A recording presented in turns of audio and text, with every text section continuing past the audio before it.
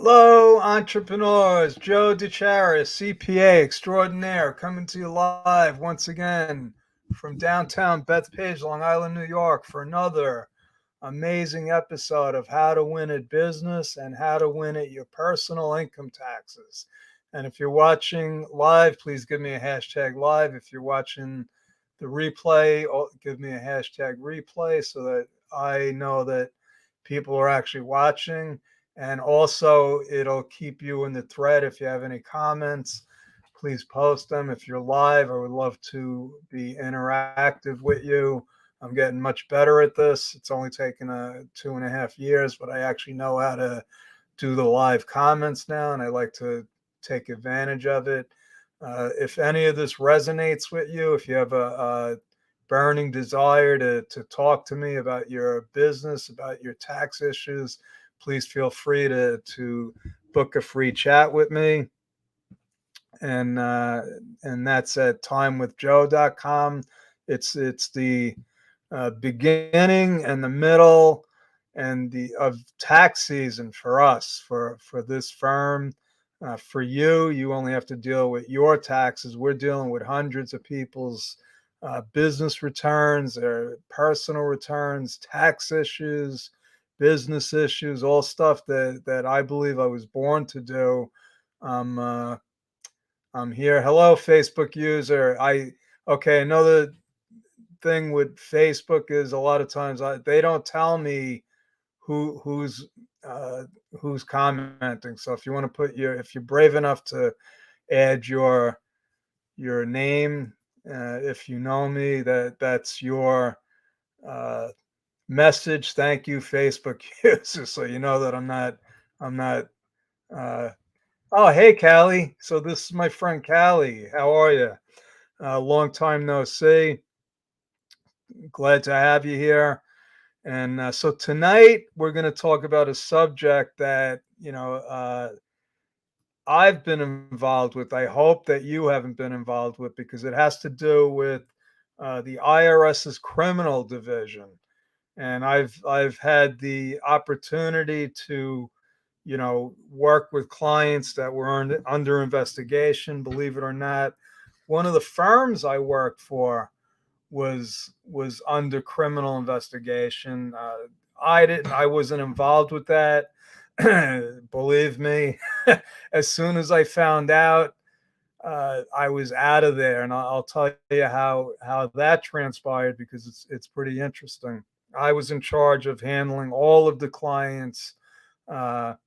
all of the firm's clients that had tax issues, and they had every kind of tax issue under the sun, from collection cases to IRS audits, uh, offers and compromise, anything under the sun. And that's where I got a lot of my firsthand knowledge and experience about the inner workings of how the IRS really operates. And they don't operate the way people think they do.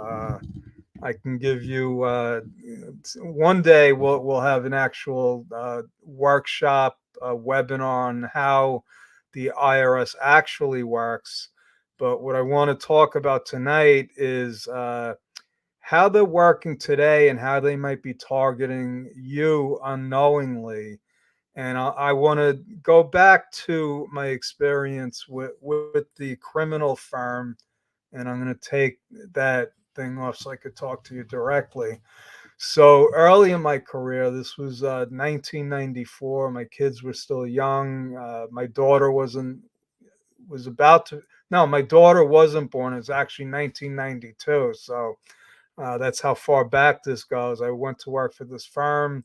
They needed an accountant that was experienced in handling tax audits and tax problems, and that fit my resume. So they hired me, and my job was specifically, I was the tax problem resolution officer. Any kind of tax problem that came in, it went to my desk, and I had to resolve them. And like I said, I resolved all of them one way or another. Everything that came to my desk, I handled, and I got, like I said, a firsthand experience on how the IRS actually handles things like auto expenses and meals and entertainment, what they look for, and also got the opportunity to file petitions with the tax court because believe it or not, the IRS does not have the final say. So when notices came in, they came to me, and over the course of a couple of weeks, we got 6 clients that got the same notice, and it said, "Please contact special agent so and so about a tax matter." So what did they do? They went to the firm, they went to me and to handle it. And little did I know, well, soon I found out that the tax matter that they wanted to our clients to contact them was about a small investigation that was being conducted on our firm. What a surprise.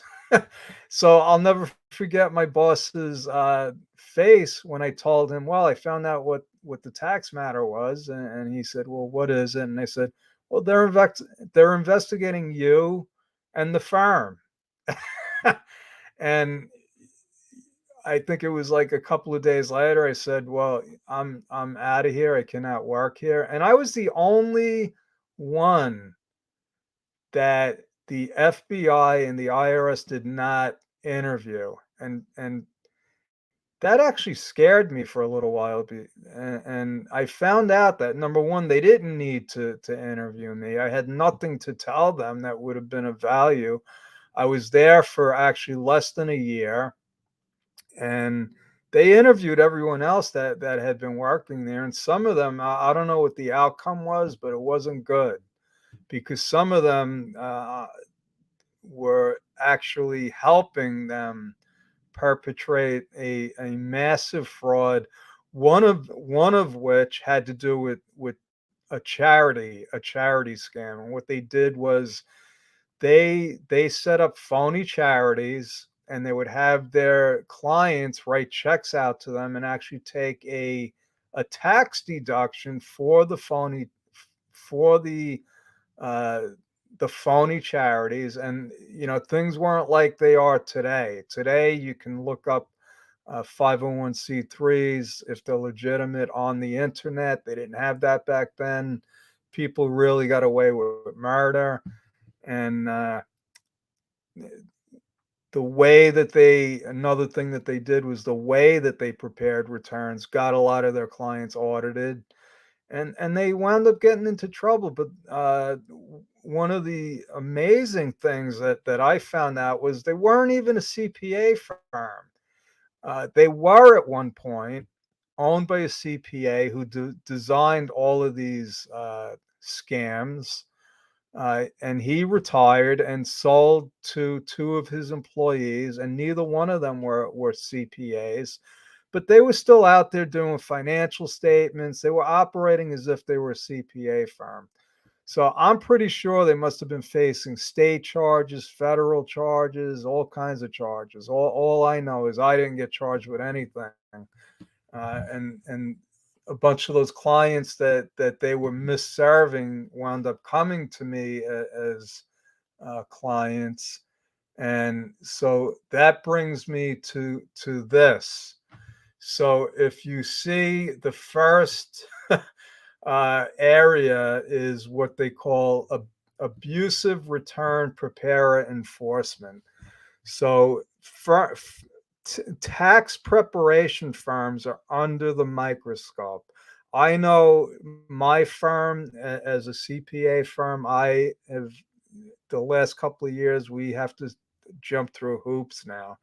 I've had to display my CPA license, and I hope that my team is on this. I have to display my CPA license on our website. We have to disclose uh, our prices, and lo and behold, and this is a good thing. I don't mind doing it. Let me take off that time with Joe. It's annoying me. I don't know. I hope it's not annoying you, but Most tax scams originate with criminal tax preparers. There's a lot of bad there's the incompetent preparers out there, and there's a lot of them. There's a lot of them, and I've done YouTube videos on how to find a good preparer, and I could tell you how to vet a bad preparer. Number one, if they don't sign your return, they call those ghost preparers. Okay, if a tax preparer is going to promise you big tax refunds, turn around. Nobody can promise you any kind of tax refund. Okay, so if something sounds too good to be true, it probably is. Okay, another way that you can vet out bad preparers is go on the IRS website. I have to be registered with the IRS to prepare tax returns. Not everybody can prepare a tax return anymore. It used to be anybody could prepare a return. Well, you know what? Anybody still can prepare a return, but not legally. Okay. Uh, if you pay a preparer on the return, it says paid preparer. I have to sign every return. Okay, so now things are done electronically, but you have to be cognizant of the fact that just because somebody's a CPA or a tax preparer does not mean that they're legit. Okay, so you want to make sure that you're dealing with a good reputable firm. Why? Because every one of those clients that went to that firm that I had worked for that was under investigation, every one of those clients probably got audited. They were all under suspicion because what a surprise. What a surprise. You're with the firm that got you unbelievable tax return refunds that nobody else could ever get you, and all of a sudden they're in trouble. Well, this is what I was talking about. Uh, you could get sucked into somebody else's problem. You might not be committing any kind of tax fraud, but you can easily get caught up in it. And these are some of the other areas uh, where the IRS is looking. Yes, you can get a replay. Okay, can we get a replay? Every one of my Facebook lives goes up on YouTube. It's being broadcast live on YouTube, LinkedIn, and even Twitter right now. I don't know how to get to them, to be honest with you. But if you subscribe to my YouTube channel, uh, you can get notifications every time I do one of these. So every time I upload a video, they're all up there. A lot of on these topics, and thank you for asking. Uh, so abusive tax schemes. Okay, so again, there's a you hear a lot about these with famous people. I know Wesley Snipes is an actor. He just finished doing. I believe he just finished doing time in jail. Uh, these people come up with these unbelievable schemes where they say, "Oh, you don't have to pay taxes because you're blah blah blah." Well, if somebody comes to you saying you don't have to pay taxes, first of all, I send them to me because if I don't have to pay taxes, I want to be part of that if it's legit. But also, you cannot be a church. I mean, you can be a church, but I had a stockbroker once that asked me if he could be a church so that he didn't have to pay taxes. And I mean, I laugh, but the truth is a lot of people do that. And charities are under scrutiny. So if you were wondering, the answer is no, you can be a church if you're really a church. You can't be a church just to not pay taxes. That's called tax evasion. Okay, there's tax avoidance, which is legal. That's what I practice. I practice tax avoidance. Okay, that's legal. Tax evasion is you're knowingly doing something to not pay taxes. Okay, and the world has gotten a lot smaller, people. Everything's digitized now. If you ever heard of Jeffrey Snowden, he basically blew the lid off of the fact that they know everything. Let's just get right to the point. If you think you're hiding something from them, if you're doing check cashing places are more regulated than banks. Why? Because that's what people that want to break the law, that want to evade taxes, think that well, you got to give them your name, social security number, photo ID. If you're a business, you got to give them your tax ID number. So don't think that you're getting away with anything. What I'm talking about here are people that actually get caught up in scams and schemes, that unknowingly get caught up and could wind up getting audited themselves. Another area is bankruptcy. So if you if if you get a crooked lawyer that thinks that you're going to skate through some kind of bankruptcy fraud, businesses can file for bankruptcy, and people can think that they're going to get away with stuff, but the IRS is looking at every bankruptcy that's filed. Corporate fraud, again, people think, oh, they're going to set up a corporation. I've actually had clients uh, think that I was going to set up a corporation for them and launder money. I mean, and let me look at you with a straight face. I've had clients that were making millions of dollars running businesses that actually asked me, think about this, they asked me to open up a corporation for them, and they were going to put a check in there. Now, they wanted me to open up the corporation in my name or somebody I know. Just open up a corporation. They were going to put a check in the corporation, and then they expected cash back. I mean, people will ask, and what I said was, first I looked around, and this didn't happen once, it happened a couple of times. I would look around and say, "You're talking to me?" And I would say, "Well, let me think about it." And then they would get a resignation letter from me, and I would tell them, I think you need to hire a criminal tax attorney, because if you don't need them now, you're going to need them later." And then I would tell them, "Don't ever ask your CPA to help you commit tax fraud." Okay. Employment tax enforcement. So this is a big one because a lot of people are trying to evade paying payroll taxes. So there's a lot of schemes that are going on. And also you got to be careful for fly by night payroll companies. This has been going on for decades now. What happens with these payroll companies is they take your money and they don't pay the payroll taxes. Unfortunately, when it comes to payroll taxes, the owner is still held personally liable. So there's companies, I've been involved with one woman, and I felt so bad for her because I couldn't help her. They did this, and the IRS was coming after them, and I'm sure that the IRS feels bad for people. But as a business owner, you are on the hook. You are on the hook if a payroll company absconds with your money. They didn't pay over your taxes. You are still personally liable. Even if you have a corporation, you're not protected. Those are what they call trust fund taxes. So be careful with that. Sales taxes are also trust fund taxes, and that means is you are an agent for the government. Okay, and and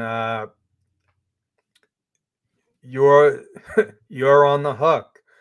Okay, financial institution fraud. Now, this might not have to do with you directly, but what's happening now, and you might be feeling the direct effects of this if you own a business, because banks have been getting hit hard a lot of times.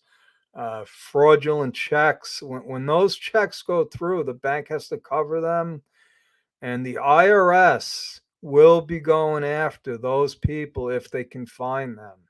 So if you are a victim of somebody uh, fraudulent, and I've had clients where I caught them because we're doing bank recs, and I would say, "Hey, what is this check?" It goes through. The bank has to make good on it. So the banks don't like this. They don't like when when they lose money like that. So what they're doing is they're putting up all kinds of roadblocks. So if you're opening up a bank account, banks have been very, very let's say sensitive when it comes to new people opening up new bank accounts, because that's what happens.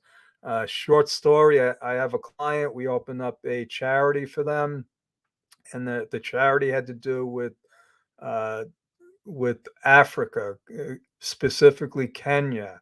And once they mentioned Africa, all the red flags went up. Uh, the whole process stopped. They had to get board of directors. They had to jump through hoops just to open up a bank account because Africa was mentioned.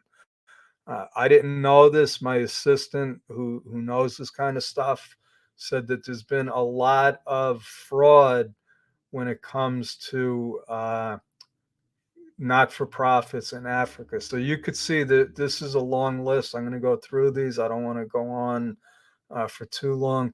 Illegal gaming operations. So guess what? They got Al Capone on tax fraud.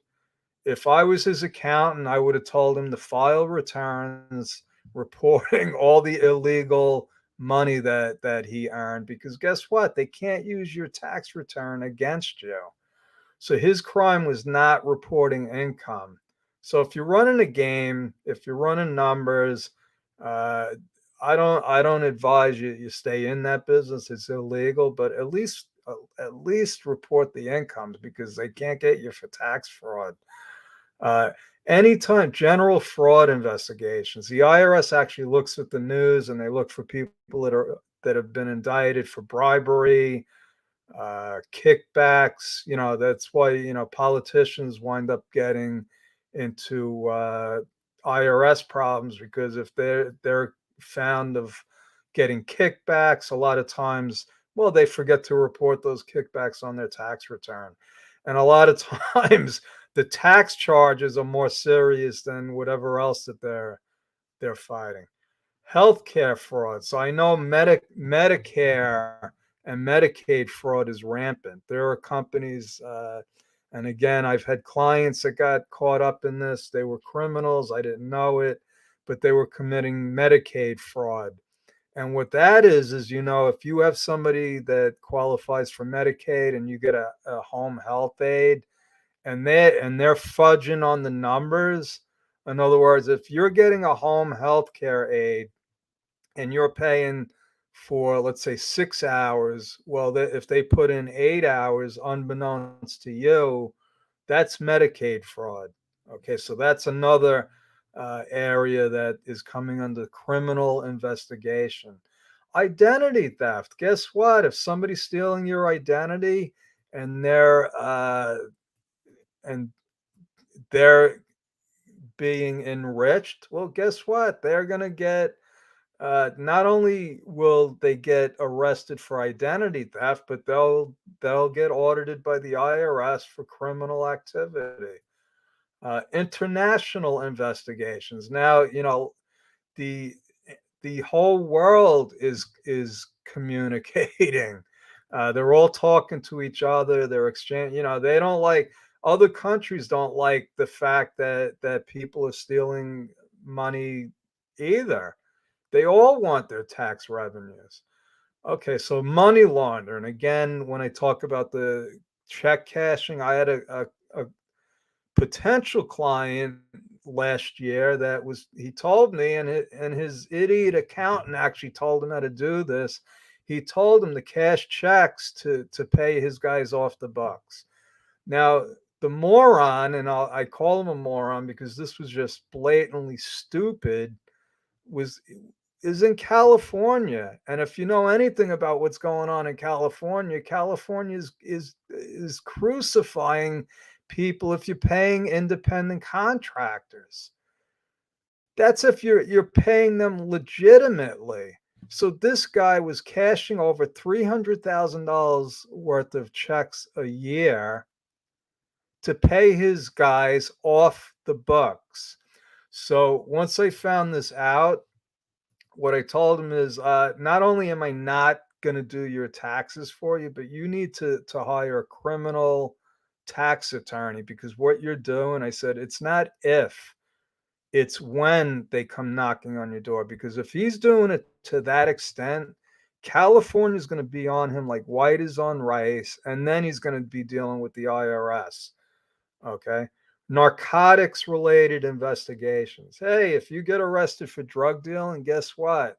The IRS could come after you. So not only should you not be dealing drugs, you're also committing tax fraud and tax evasion by not reporting the income that you're making. Now, believe it or not, there was a famous heroin dealer. I forgot his name, and I was told this, but I believe it. The guy actually reported sales of narcotics on his personal income tax return, because if he was going down, he wasn't going down for tax evasion. Okay, so now this is a big one for people that aren't filing. And this is one of the reasons why the IRS is hiring over 80,000 agents. Uh, they are sick and tired of trying to vet. They know where you are. Okay, let's get that straight, folks. And I'm going to end it with this: public corruption crimes. I think I've already mentioned that. Questionable refund programs. So, like I said before, if you got a tax preparer that's getting you big refunds that you never saw before, it sounds too good to be true. Look up on the IRS and see if they're actually listed. If you uh, find one of these criminal tax preparers, report them to the IRS. There is a place on here you can just go to, just do what I do. Google IRS tax fraud, and uh, you'll find the website. But getting back to the non-filer people, so this is your chance to come clean. Like I said, if you haven't filed returns, there's no reason for you to get caught up in a criminal investigation. You can file your returns now. And now is the time, because the IRS is in all disarray. This is the time. If you have a tax problem, you want to get rid of it now. If you owe money, you want to do an offer in compromise now.